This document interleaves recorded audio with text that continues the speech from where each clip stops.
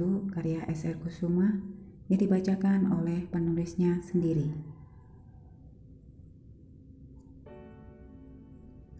Oh, jadi itu alasan kamu menikah dengan Raka? Hanya karena kamu merasa berhutang budi kepadanya? Karena Raka telah membantu membiayai pengobatan mamamu? Sarah tak habis pikir dengan jalan pikiranku. Aku bisa apa, Sarah? Saat itu aku sedang berada di titik terendah dalam hidupku. Aku kehilangan mama. Aku bahkan tidak sanggup untuk menatap hari esok. Aku benar-benar merasa putus asa. Satu-satunya orang yang aku miliki hanya Argo, kakakku. Tapi tidak ada yang bisa aku lakukan padanya. Saat aku menjenguknya dan memberitahu mama meninggal, ia bahkan tidak menunjukkan reaksi apapun. Ia hanya diam membisu. Ingin rasanya ia memelukku dan berkata, "Jangan khawatir, Aira. Semua akan baik-baik saja. Kakak akan menjagamu." Tapi aku tak ingin berharap banyak. Karena aku tahu ia tak bisa melakukannya untukku. Suaraku bergetar. Susah payah aku mencoba untuk mengendalikan perasaan yang berkecamuk dalam hatiku. Mengetahui hal itu, Sarah kemudian menggenggam tanganku, seakan-akan ingin memberiku kekuatan. Dan Raka, ia selalu ada di masa-masa tersulit dalam hidupku. Ia memberiku kekuatan dan harapan. Tetapi Dama, meski dalam hatiku aku menginginkan Dama, aku ingin dia datang merengkuhku, memelukku, memberiku kekuatan. Tapi semua itu tidak pernah terjadi. Dama tidak melakukan apapun untuk membuatku yakin akan perasaanku kepadanya tidaklah salah, Sarah. Keyakinanku yang selama ini aku jaga mulai runtuh. Dan Raka, meski tidak ada cinta di hatiku untuknya, tapi ketulusannya kepadaku membuatku mulai dapat menerimanya. Meski terasa sulit, tapi aku terus berusaha mencintainya hingga saat ini. Sarah terdiam. Aira, Dama diam bukan berarti ia tidak peduli padamu. Barangkali ia mempunyai alasan tersendiri mengapa ia melakukan hal itu. Kamu tahu, Dama adalah orang yang paling peduli denganmu. Ia sangat memperhatikanmu. Bahkan hal terkecil pun darimu tidak akan terlepas dari perhatiannya. Bagaimana kamu bisa berpikir Dama tidak peduli denganmu? Kamu ingat apa yang telah ia lakukan untukmu selama ini? Ya, aku tahu. Tapi itu tidak cukup, Sarah. Aku butuh kepastian. Ia bahkan tidak pernah sekalipun menunjukkan perasaannya kepadaku. Dia hanya menganggapku adik, tidak lebih. Dan bisakah kamu ceritakan kepadaku mengapa kamu pergi? Aku tahu kamu pergi bukan karena untuk mengikuti orang tuamu keluar negeri, tetapi ada hal lain, yaitu Raka. Dan baik kamu maupun Raka memilih untuk bungkam selama ini. Ada apa? Apakah ada yang kalian sembunyikan dariku? Sarah tersentak mendengar pertanyaanku.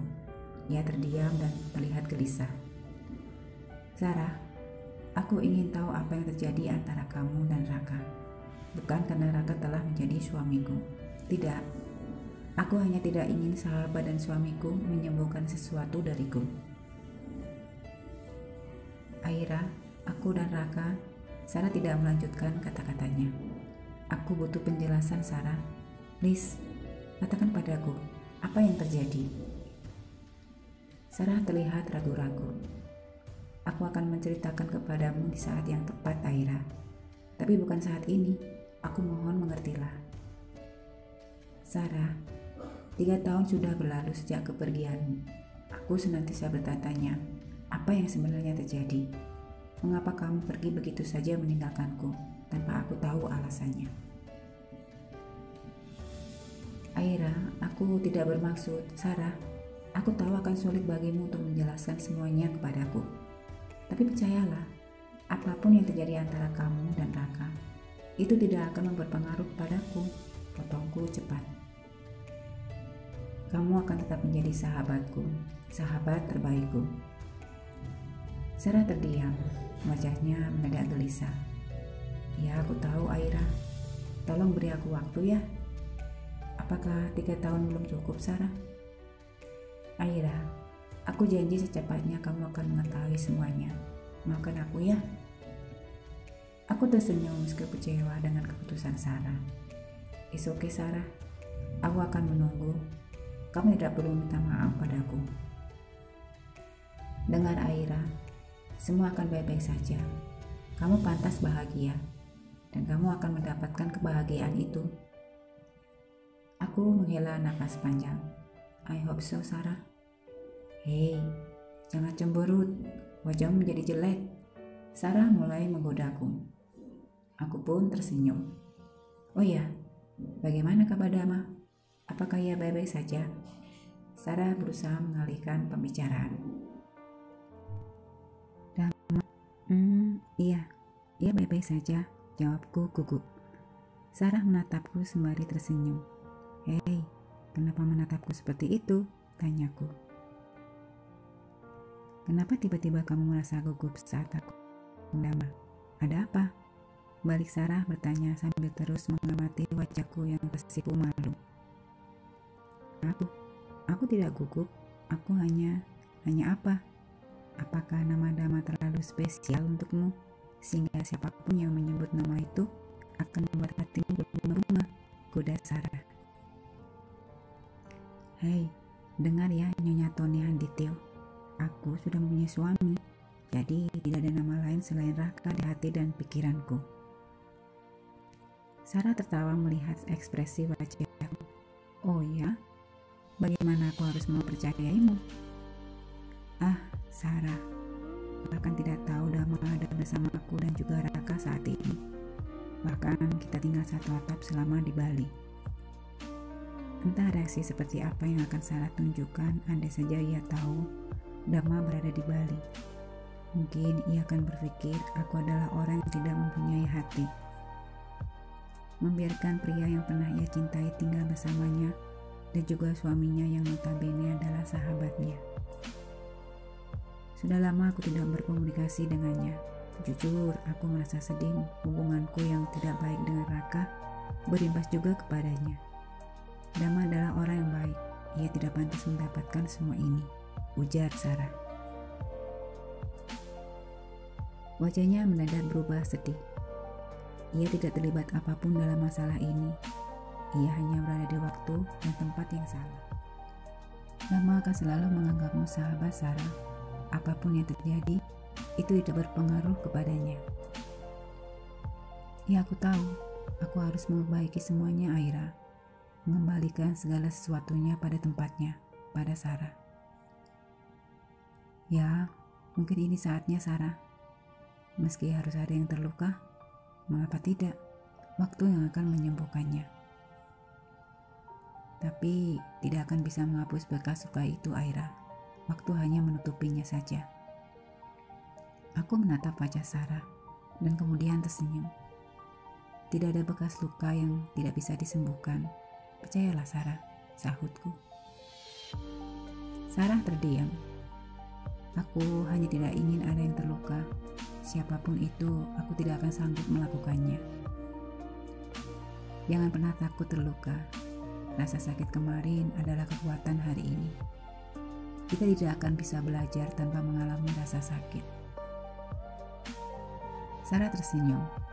Ia menggenggam tanganku erat.